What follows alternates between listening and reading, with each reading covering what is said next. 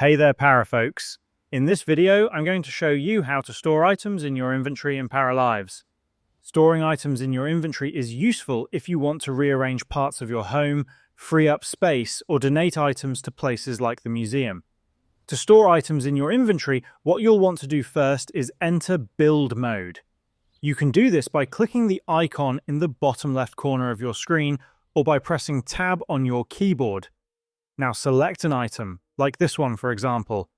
After that, click the three dots in the Item Customization menu, and this additional menu should appear.